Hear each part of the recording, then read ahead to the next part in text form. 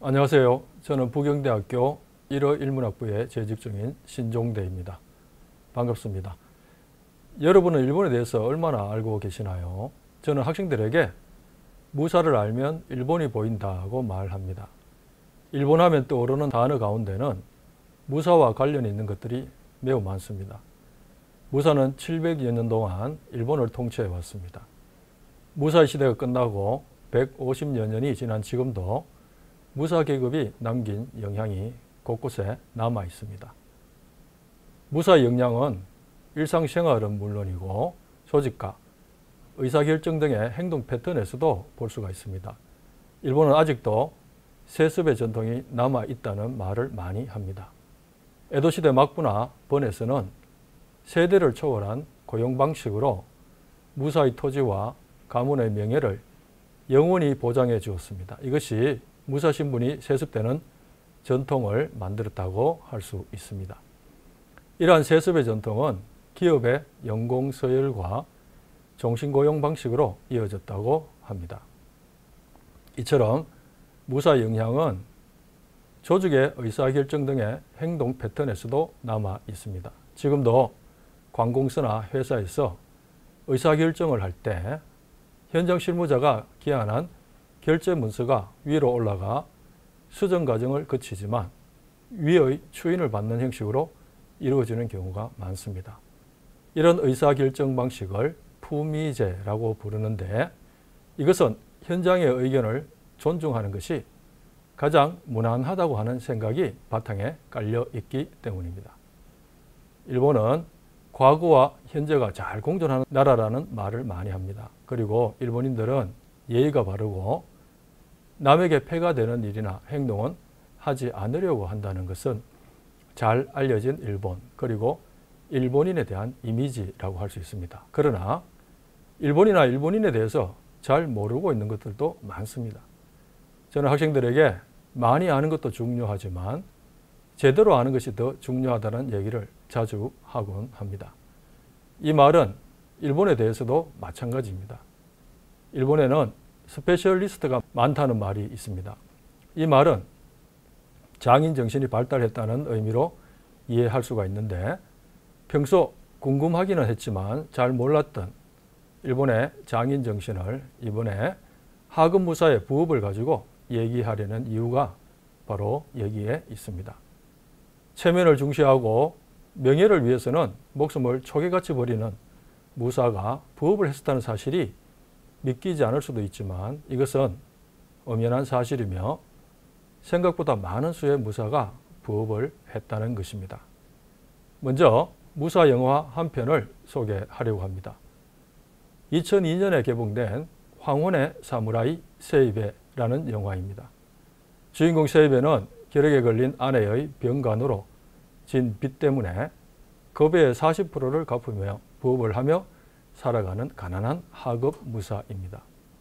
일을 마치고 집에 돌아와 새장을 만드는 모습을 보고 이것이 연출된 것일 거라고 생각하는 분들도 있겠지만 사실에 기반을 둔 영화입니다.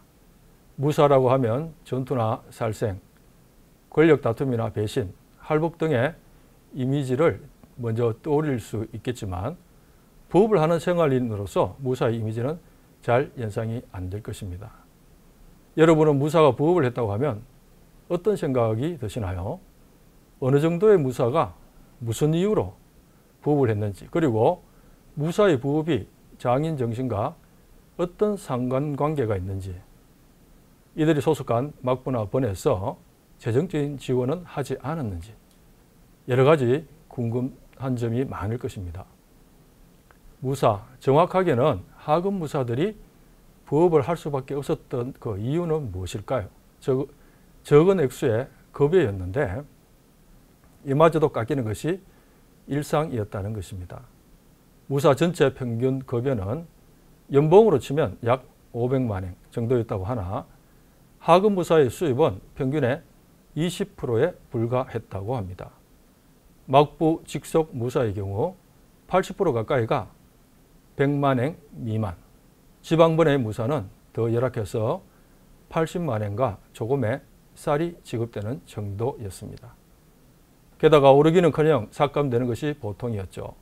무사의 급여를 복록 또는 가록이라고 하는데, 가록은 자신이 속한 집안이 받는 급여라는 의미입니다. 그런데 가록은 에도시대 초 선조의 공적에 의해서 결정되었는데, 이것이 쭉 인상 없이 막부 말기까지 그대로였다는 얘기입니다. 적은 급여 그리고 모자라 깎이는 신세였다면 무사의 경제생활은 궁핍할 수밖에 없었을 것입니다. 급여가 깎이는 이유는 막부와 번 재정이 어려웠기 때문인데, 특히 지방번의 재정은 매우 어려웠습니다. 모든 번은 다이묘의 거성을 중심으로 발달한 도시인 조카마치 건설 등에 막대한 지출을 했을 뿐만 아니라 3대 쇼군 이에미츠 시대에 제도화된 산킹코타이, 이 산킹코타이라고 하는 것은 다이묘가 경년으로 에도와 영지를 오가며 생활해야 하는 것으로 번 재정의 3분의 1 가까이 차지할 정도로 재정적으로 부담이 컸던 제도였습니다. 그러나 이 모두 선택이 아니라 필수로 막부는 일절 경제적인 지원을 해주지 않았다고 합니다. 이런 부담 때문에 파탄 직전에 있는 번이 속출했던 것입니다. 지금의 야마구치 현인 초슈번은 에도 초기에 이미 부채가 있었으며 막부 말기에는 세입의 약 22배나 되는 빚을 안고 있었다고 합니다.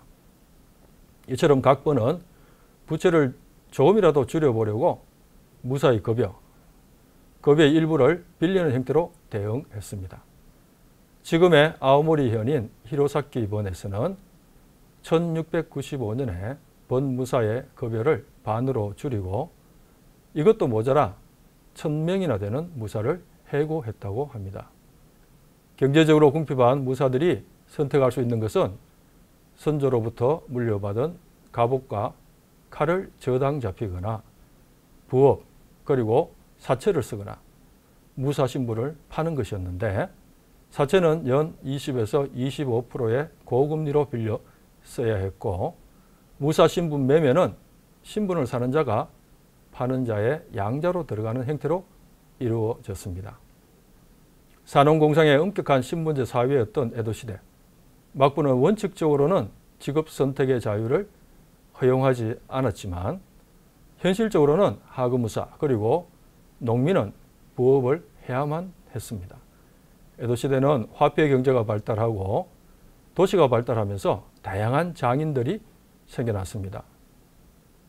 장인의 종류를 보면 크게 세 가지로 분류할 수 있는데, 첫 번째, 대장장이나 목수, 도공과 같은 전문직 장인. 둘째, 부업을 하는 농민. 그리고 부업을 하는 무사로 나눌 수가 있겠습니다. 이 중 전체 인구의 80%를 차지하는 농민들은 농사일 중간에 틈틈이 부업이 되는 벌이와 장사를 했습니다. 이것을 농간여업이라고 부릅니다. 농민들의 부업은 처음에는 생계 보조 수단이었다가 나중에는 본업보다 수입이 많은 자도 있었고, 부업이 농촌 수공업이나 지방 특산물로 발전한 경우도 있었습니다. 이들 가운데는 준 프로급의 장인이 된 경우도 있었습니다. 다음은 무사의 부업인데, 어느 정도의 무사가 부업을 했는지를 보면 밑도 번에서는 번 무사의 70%를 차지하는 하급 무사가 생활이 어려워 가족 모두가 부업에 매달렸다는 기록이 있습니다. 이들이 어떤 부업을 했느냐 하면 아주 다양해서 다 소개할 수는 없지만, 분재를 가꾸고 우산, 세장 등을 만들어 팔았다는 것은 비교적 알려진 부업입니다. 재정이 어려운 번에서는 무사들에게 적극적으로 부업을 장려하기도 했습니다. 무사의 부업에서 시작한 것이 그 지방의 전통 공예로 이어져 오는 것들이 매우 많습니다. 예를 들면 야마가타 텐도 지역의 일본 장기 알의 경우는 현재 일본 국내 생산의 90%를 차지하고 있으며 1996년에는 국가지정 전통 공예품이 될 정도로 유명합니다. 다른 하나는 벚나무 껍질로 만드는 목공예인 아키타본의 카바자이쿠인데, 이 카바자이쿠는 1781년 이후 하급 무사의 부업으로 시작해서 이 지역을 대표하는 지방 특산 공예품이 되었습니다.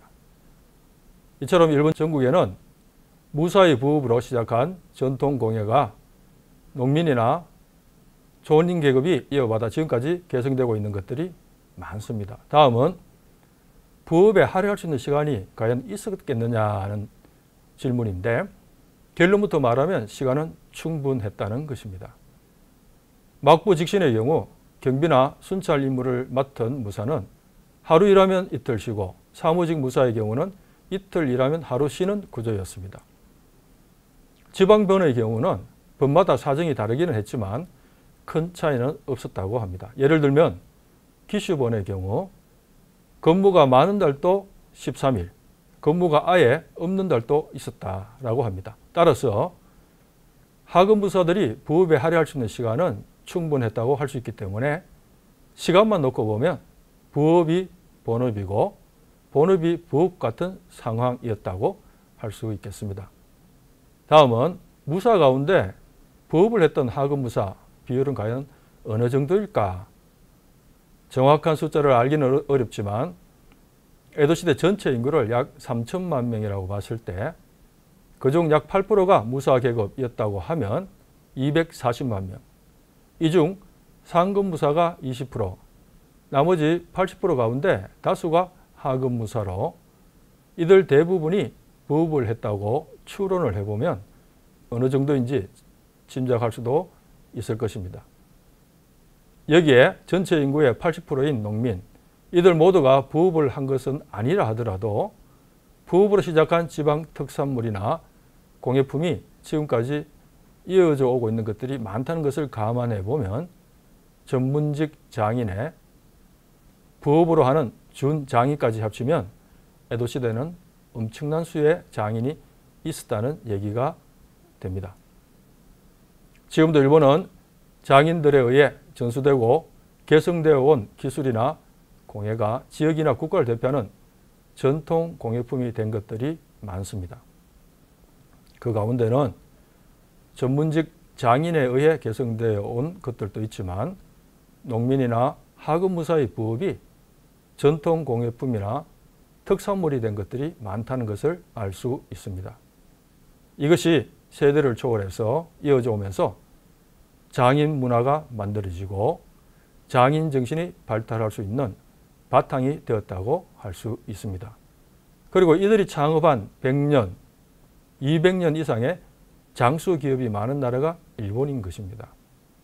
우리는 평소에 일본은 장수기업이 많고 장인 정신이 발달했다는 말을 자주 하면서도 그 이유는 모르고 있었습니다. 비록 무사들이 생활형이기는 했지만 지배계급이 장인이었다는 것은 다른 지역이나 국가에서는 볼 수 없는 일본만의 특징이라고 할 수 있을 것입니다. 오늘은 궁금했지만 잘 몰랐던 일본의 장인 문화를 에도시대의 하급 무사를 중심으로 알아보았습니다. 고맙습니다.